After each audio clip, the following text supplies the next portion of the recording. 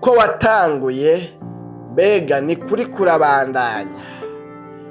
Ahantu hari abigaratiya b'ibijuju, ubu mbega twosuzuma neza ntitwosanga nawe uri muri kino kibanza ca bano bagaratiya b'ibijuju bariko barabwirwa ngo ibyo muriko murakora ni iby'ubujuju.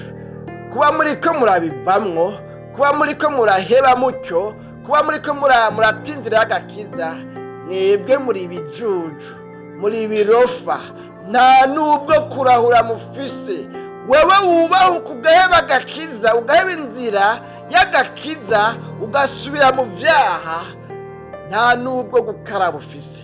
Ubwo ntiwosanga nawe kubw'ivyo uri kurakora, kubw'ingene uri kuritwara, aha ntiwosanga nawe ubwirwa ngo yewe nawe uri umugaratiya w'ikijuju bivanye n'ingene uri kuravyitwaramo. Nta n'amajambo rero naye numva mfise mu mutima nagomba kuvugana namwe, yari amajambo atumbereye kubwira umuntu wese ariko arasubira inyuma ngo ahagarikire ngaho.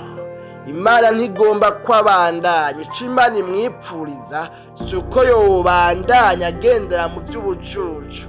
Niyo mpamvu Pawulo yaje nk'intumwa y'Imana kuri bo bano b'igaratiya, akababwira ati mbega none byagenze gute? Bikaba ngombwa yuko abibutsa, kuko hari igihe umuntu yibagira kandi akavyibagira ari muyabira, ugasanga bimukwegeye akaga.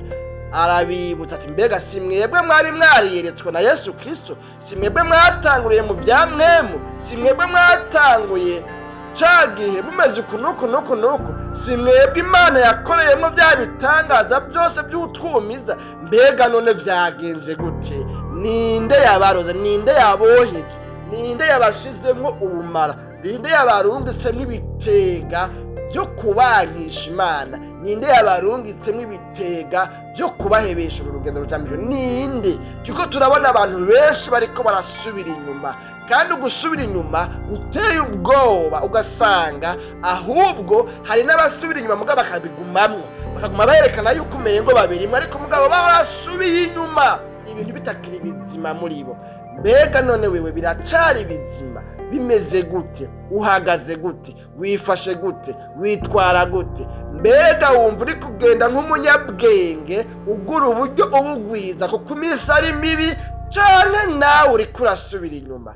Iri jambo ni iry'iwawe, raba ugishire kugirabishe ko urabe ko toba hariho gusubira inyuma kumaze iminsi muri wewe, kandi kuriko kurakwimbira icobo kirekire niwagikorokera mutazokivamwo. Imana yacu nidutabare. Hanyuma rero ucubwira Imana ati Mana wiza ko imbabazi, amaraso yawe amboneke ko ndi umunyabyaha, ndi munyantege nke, narabivuyemwo, naragabanije umuvuduko, raba imbaraga nari mfise narazinyazwe. Niwabwira Imana ati Mana mbabarira, Mana ngwiza ko imbabazi, Mana ndasabye imbabazi, aha hantu maze iminsi mu ntege nke, nanje ndiko mfata ingingo y'ubujuju, ndiko mfata ingingo z'uburofa, ndiko mpitamwo, ndiko ngira amahitamwo y'uburofa. None ndakwinginze ngo mbabarire kugira ngo nsubire muri wa murongo mwiza ugomba kombamwo, hanyuma nkora iby'abanyabwenge, kuko iby'abanyabwenge ni iby'abantu bashishikara guhitamwo inyigisho nzima kandi inyigisho z'ukuri.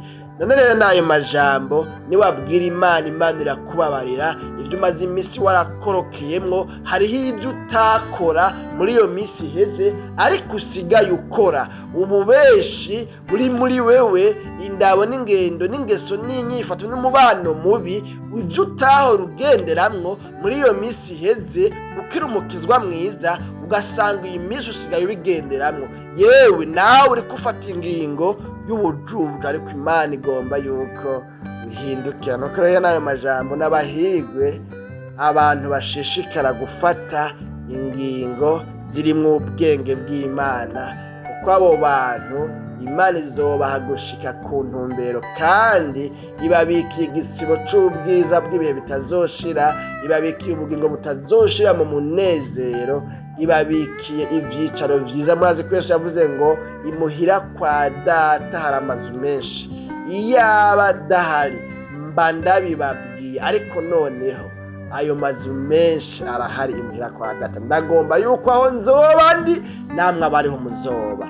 Abo bantu n'abahigwe rero kubera amasezerano yose y'Imana azoba ayuzuye kuri bo, azobashitswako, bazogira iherezo ryiza. Ariko abantu bava muri vya bindi byabahesheje mpwemu yera, byabahesheje ubugingo, byabahesheje gukizwa ibyaha, byatumye babohoka, byatumye bava mu byaha, byatumye baheba ingeso mbi, byatumye bakira indwara. Abantu babivamwo bakagenda mu bindi by'ibintazi, abo n'abahombe kandi bazobona ibara. Ariko Imana n'inyembabazi igomba ko uyu munsi none batunganya ibidatunganya bakabona kwemerwa n'Imana. Dusenga Imana n'amagwara ahubwo tuzosubira mu kiganiro igitondo gishasha cy'ubutaha.